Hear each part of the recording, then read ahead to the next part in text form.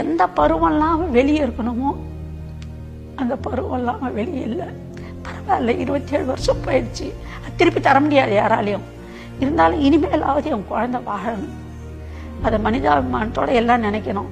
ரொம்ப நாள் ஆக ஆக எதை அனுபவிச்சாலும் இது நமக்கு தேவையா, வாய் விட்டு அதிகமாக சிரிக்கும் போது கூட உறுத்துறா மாதிரி இருக்கு. ஐயோ நம்ம அளவுக்கு மீறி சிரிச்சிட்டோமோ அப்படின்ற மாதிரி ரொம்ப கொடுமை. ஆனால் அந்த மனசுக்குள்ள இருக்கிற கவலை வெளிப்படுத்தலைனாலும் உள்ளுக்குள்ள இருக்காது. அது நல்லா தெரியுது. அது நிரந்தரமா நான் நல்லா இருக்கணும்னா என் புள்ள வரவும் மட்டும்தான், வேற எதாலையும் அதை சரி பண்ண முடியாது. உலகத்துல தாயை விட பெரிய சக்தி எதுவுமே இல்லை.